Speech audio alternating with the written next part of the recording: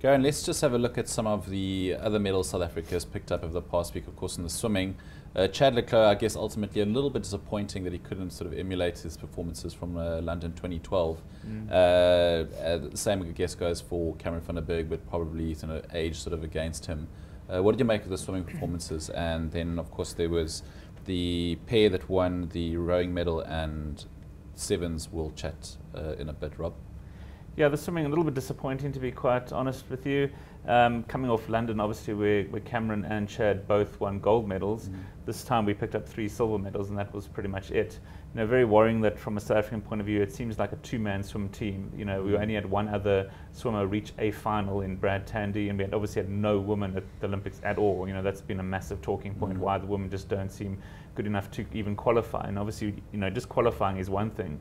That sort of means you are the worst of the worst. You know, you actually have to easily qualify to reach finals at the end of the day. So, you know, Cameron van der Berg's silver in the 100 meters breaststroke.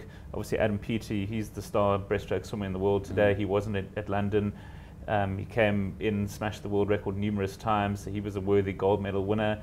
And very disappointing for Chad in the 200 meter butterfly, where he won the gold in London, not to finish in the medals at all. So, you know, he finished 4th there, so didn't obviously defend his title there. And then in the 100 meter butterfly, they had that bizarre 3-way tie for silver, which is, you know, it's one thing to say, okay, we picked up a silver in a 3-way tie, but he was literally 0.01 away from winning nothing in that race as well, you know. So, and they were comfortably beaten by Joseph Schooling in the final as well. So, a silver there was probably the best that Chad could have hoped for.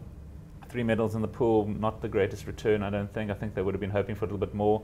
As you said, time not quite on those two sides. They should be young enough, especially Chad, for Tokyo in 4 years' time. He certainly talked after his races that he'll certainly be better and back in 4 years' time in Tokyo. But, you know, a lot happens in the world of swim. Unless Phelps has another Olympics in him. Yeah, that's another story completely. I think Phelps might have actually finally retired for good this time after doing so in London, and then coming back and winning 5 golds and a silver. Fantastic return to the pool for him.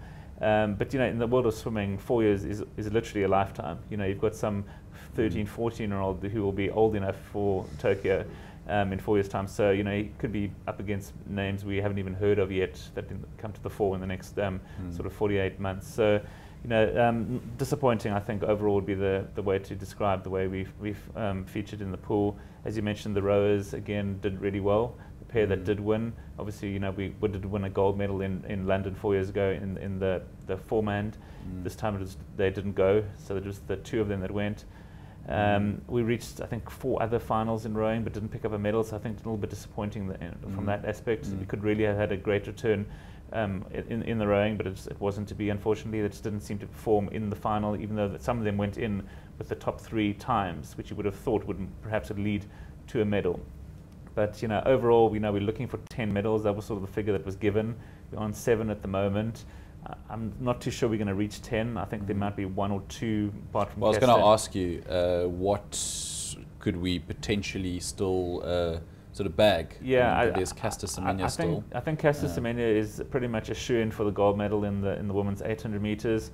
Sinette Viljoen is always there or thereabouts. You know, if she has a great day, she could even put off the victory. I think she's sort of favourite for bronze if the bookies are to be believed. So that would be 2 more medals. That would take us to 9. Then that 10th medal is a little bit difficult to see where it's going to come from.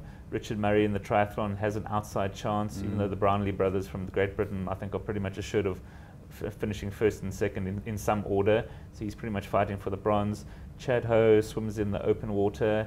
You know, he's had a fairly good record at World Champs before. Apparently he's not in the form of his life, according to himself.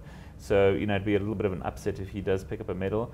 But you never really know. There are a couple of athletes still to perform that could have blinders on the day and, you know, pick up a medal. Even if it's bronze, you know, it'll still take us to 10 overall.